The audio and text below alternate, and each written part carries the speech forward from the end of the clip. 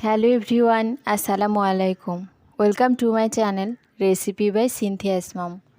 আজকে আমি আপনাদের জন্য নিয়ে এসেছি তেহেরি রেসিপি। চলুন তাহলে কথা না বাড়িয়ে তৈরি করি আজকের এই রেসিপিটি। এর জন্য চুলায় একটা প্যান বসিয়েছি, তার মধ্যে পরিমাণ মতো সরিষার তেল দিয়ে নিলাম। এবার এর মধ্যে 1 কাপ পেঁয়াজ কুচি দিয়ে নিলাম। পেঁয়াজটা নেড়ে চেড়ে হালকা করে একটু ভেজে নেব।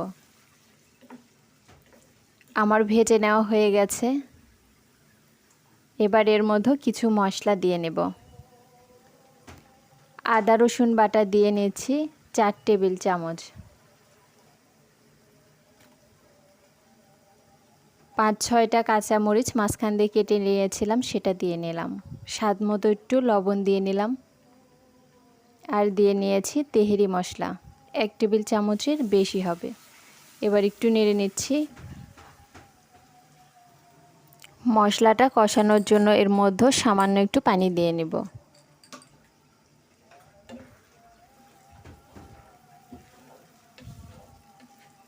আবার একটু নেড়ে নিচ্ছি।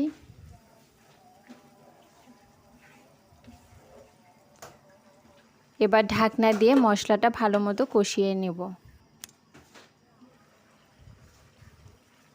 ঢাকনা উঠিয়ে নিয়েছি। আমার মশলাটা কষানো হয়ে গেছে। এবার এর মধ্যে আগে থেকে কেটে রাখা সে মাংসগুলো দিয়ে নিচ্ছি। আমি মাংসগুলো ছোট ছোট করে কেটে নিয়েছি।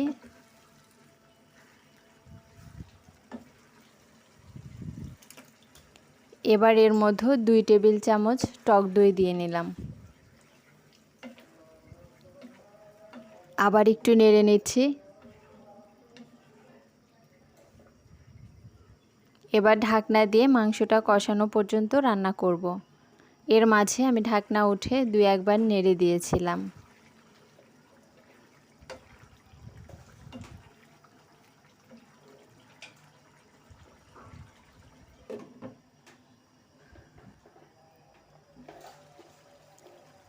আমার মাংসটা কষানো হয়ে গেছে। এটা এই চুলার উপরে রেখে দিচ্ছি। অন্য চুলায় আমি আরেকটা হাঁড়ি বসিয়েছি। তার মধ্যে এই কষানো মাংসের যে তেলটা ছিল সেই তেলটা দিয়ে নিয়েছি।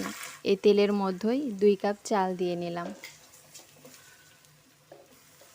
এবার চালটা ভালো মতো একটু ভেজে নেব।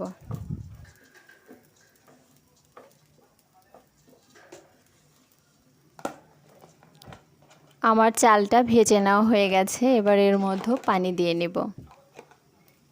আমি এখানে যেহেতু 2 কাপ চাল নিয়েছি, এর জন্য 4 কাপ পানি দিয়ে নিচ্ছি।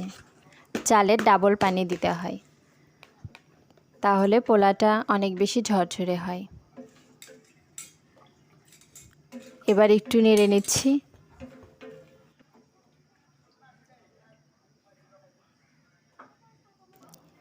এবার এর মধ্যে 8টা কাঁচামরিচ দিয়ে নিলাম। এবার ঢাকনা দিয়ে রান্না করছি কিছুক্ষণ রান্না করার পরে ঢাকনাটা উঠিয়ে নিলাম। যখন দেখবেন পানি কিছুটা শুকিয়ে গিয়েছে, চালটা একটু ফুটে উঠেছে, সেই পর্যায়ে মাংসগুলো দিতে হবে।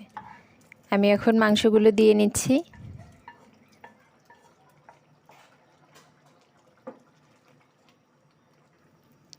এবার একটু নেড়ে নিচ্ছি চালের সঙ্গে মাংসটা।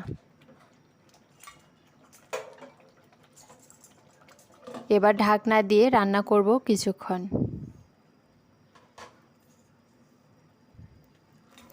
ঢাকনাটা উঠিয়ে নিয়েছি, পানিটা অনেকটা শুকিয়ে গিয়েছে। এবার আমি নেড়ে নিচ্ছি।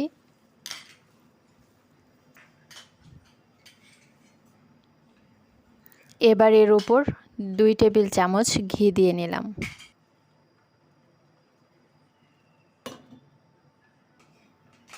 এবার ঢাকনা দিয়ে আরও কিছুক্ষণ রান্না করব।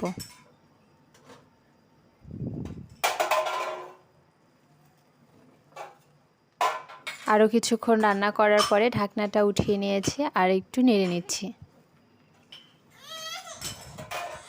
এই পর্যায়ে আমি চুলাটা অফ করে দিয়েছি। এবার আমি চুলার উপরেই 5 মিনিটের জন্য দমে রেখে দিব ঢাকনা দিয়ে।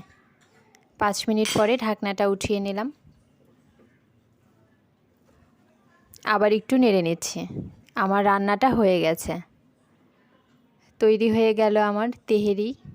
এবার আমি পরিবেশনের জন্য এখানে একটা প্লেট নিয়েছি, এই প্লেটে উঠিয়ে নিচ্ছি। আমার আজকের এই রেসিপিটি যদি ভালো লাগে অবশ্যই একটা লাইক দিবেন, কমেন্ট করবেন এবং শেয়ার করবেন। সাথে আমার চ্যানেলটি সাবস্ক্রাইব করবেন, পাশে থাকা বেল আইকনটি বাজিয়ে দিবেন। সবাই ভালো থাকবেন, সুস্থ থাকবেন। আল্লাহ হাফেজ।